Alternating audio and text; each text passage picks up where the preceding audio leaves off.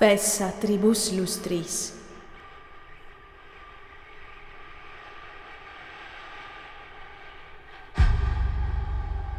Anno propensior uno. Succubui fatis, exuperata meis.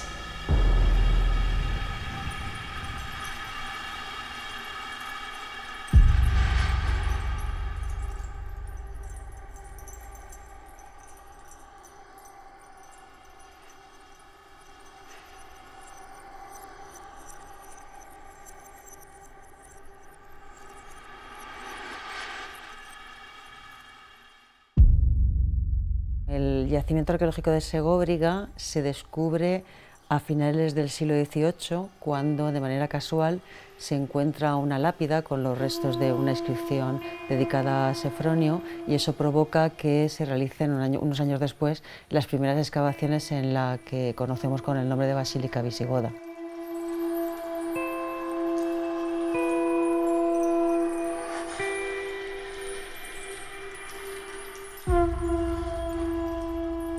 Segóbriga es un municipio latino formado a partir de una antigua población indígena que se fue desarrollando en el siglo I después de Cristo a partir de la época del emperador Augusto, y que durante los 300-400 años siguientes se convirtió en un gran centro, sobre todo comercial, para todos los productos mineros de los alrededores de la ciudad.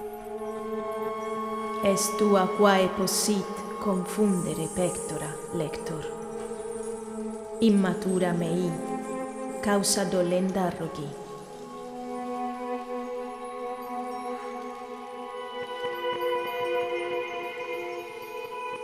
Cuando uno camina por una ciudad como Segóbriga o como cualquier otra ciudad romana, se siente parte de la historia, ¿no? Se siente parte de la sociedad y siente que la historia es parte de su patrimonio, ¿no? Y siente que empieza a entender algo de su propio sentido, ¿no? De la vida.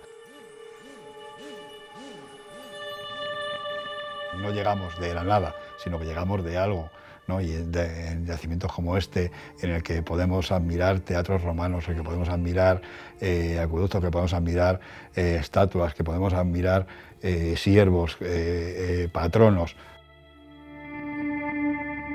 Bueno, pues la verdad es que es maravilloso.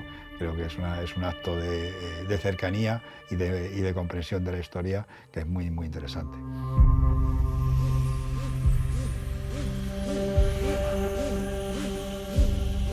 La estela de Yucunda la encontramos una mañana del 16 de agosto de 2006 y fue una sorpresa arqueológica, porque en realidad nosotros estábamos buscando un circo y de repente encontramos un área cementerial bajo el solar de ese circo, y la encontramos rota en 3 fragmentos, más otro fragmento, otra pieza que debe corresponder a lo que es el zócalo que quedaría enterrado bajo la tierra. Recuerdo que veíamos de la inscripción, veíamos el texto métrico, pero lo que era la representación escultórica de Yucunda estaba boca abajo, con lo cual no fue hasta el día siguiente cuando le dimos la vuelta y ahí apareció la citareda representada en la parte alta de esa fantástica estela.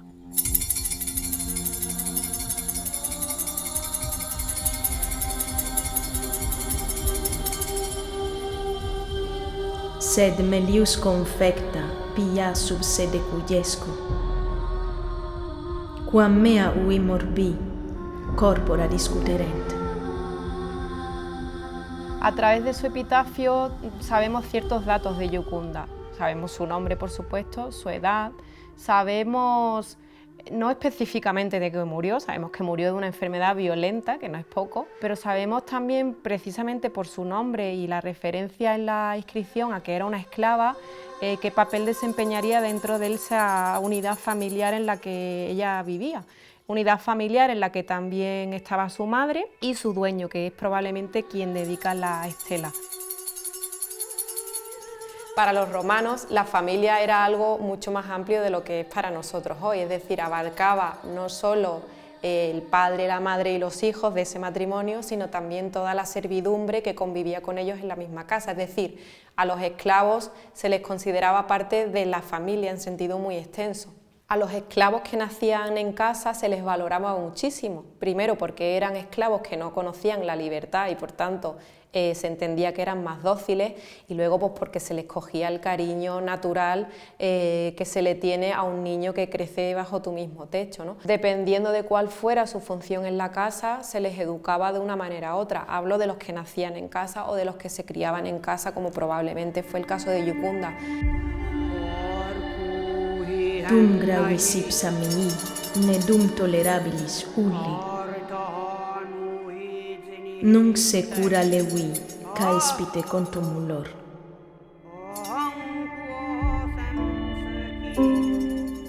Yucunda, por su inscripción, sabemos que tocaba la cítara, es decir, tenía al menos cierta educación musical.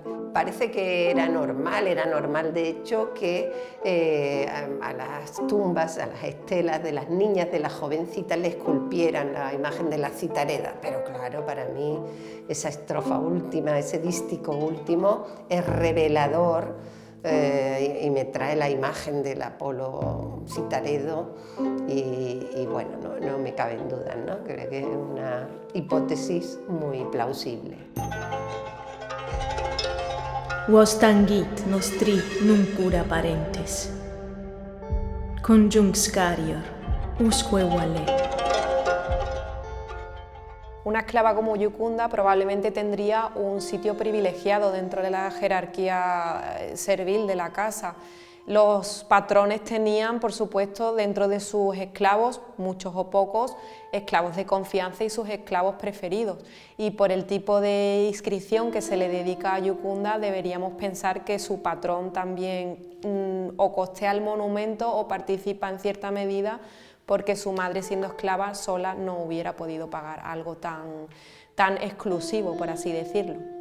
La explicación más sencilla y más lógica que hay que plantear es que Marco Valerio Vítulo es un propietario que tiene relaciones con una esclava suya, que es Niguela, que tiene una hija biológica, que es Yucunda, y que cuando se produce la muerte de esta hija biológica financia el sepelio. Es decir, sería una situación muy corriente y que conocemos bien en las fuentes antiguas, documentada en todos los lugares del Imperio Romano. La inscripción de Yucunda es un epitafio en verso dedicado a esta jovencita que murió de una manera tan trágica. Ese Fesa Tribus Lustris, que son las tres primeras palabras de la parte en verso de la inscripción, las tres primeras que conocí cuando no sabía apenas nada. Juanma Abascal en un congreso me contó que acababa de aparecer, todavía no estaba bien limpia, apenas la había podido leer, pero pudo leer esas tres primeras palabras y me dijo, bueno, tenemos que trabajar sobre ella porque esto está en verso.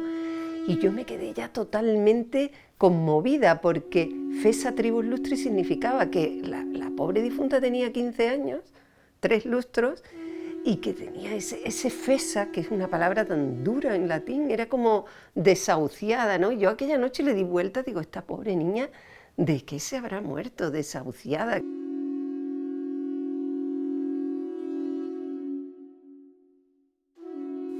Desde mi punto de vista, creo que la causa más frecuente de muerte de una joven adolescente de 15 años en esa época debió de ser una de esas enfermedades agudas que hoy día tienen tratamiento, como es una apendicitis, que provocaría fuertes dolores abdominales.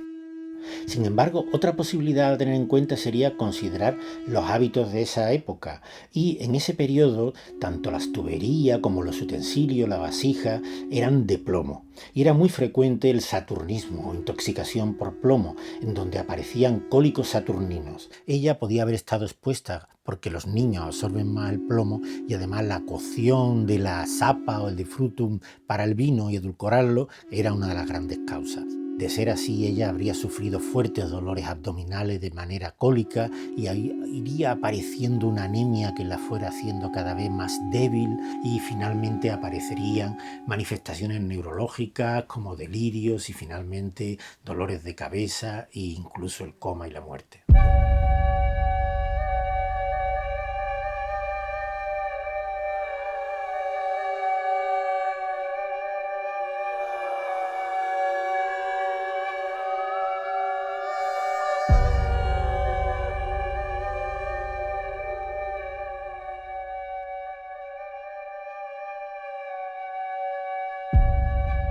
como resumen del poema, si tuviera que decir de qué trata este poema, qué nos quiere contar. Bueno, pues lo que nos quiere contar es que una esclava jovencita, a punto de cumplir los 16 años, ha muerto. Sit mi terra lewis.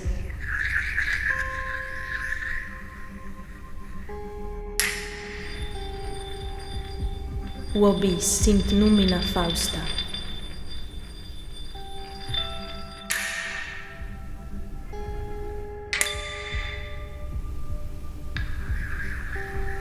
Facilis uati.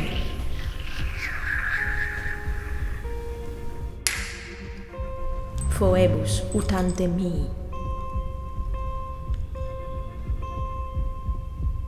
Yo quiero insistir mucho en la estructura perfecta que tiene este poema. Son 6 dísticos. El dístico es una estrofa de 2 versos que además, si están bien construidos, como es este caso, tienen sentido complementario. El primero es como dar la noticia, ¿no? Ya nos enteramos de que se ha muerto la pobre Yukunda a punto de cumplir 16 años. En la segunda vamos a llamar la atención del lector, del paseante, del que va andando por allí por donde está clavada la estela, y se le da la información de que va a sufrir muchísimo, se le va a romper el alma, porque lo dice así. La siguiente estrofa, la tercera, es ya, digamos, el núcleo, ¿no? Viene la muerte a resolver el sufrimiento que tiene la pobre Yukunda. En la estrofa siguiente hay como una contraposición entre la vida y la muerte. Antes ese horror de la vida, y ahora se encuentra, dice, secura, libre de preocupaciones, en un césped ligero. La siguiente, que es ya la penúltima estrofa, hace un llamamiento a los vivos, a los que están vivos, y entonces ahí aprovecha para despedirse, suponemos que metafóricamente, ¿no?, de un supuesto marido, porque dice: adiós, esposo tan querido.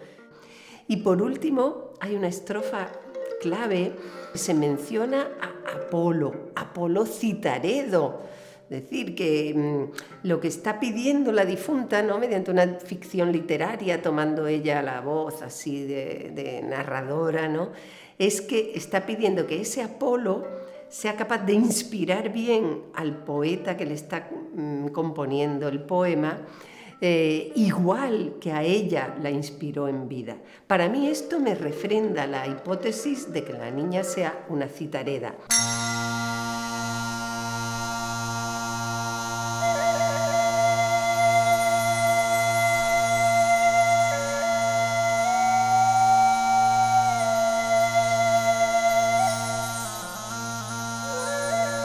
Los epitafios como el de Yukunda, en verso, como digo, son siempre muy conmovedores, ¿no? Te hacen sentir un poco la posición de su familia, de sus amigos, de su madre. Todos tenemos hijos, todos tenemos padres, todos tenemos amigos queridos, ¿no? Entonces, ese momento de miedo, de dolor ante la muerte, lo sientes mucho más cercano, en este caso, de inscripciones en verso que te cuentan con mucha solemnidad todo lo que se sentía y rodeaba en ese momento. Quizá lo más importante de trabajar con estos textos es que nos proporcionan una línea directa con la antigüedad, el mejor medio para conocer quiénes eran estos ciudadanos romanos, cómo vivían, qué esperanzas tenían, qué miedos, cómo afrontaban la muerte y bueno, y queremos contarlo. Por eso este proyecto de hacer este documental recreando este texto y toda la vida que hay alrededor de este texto.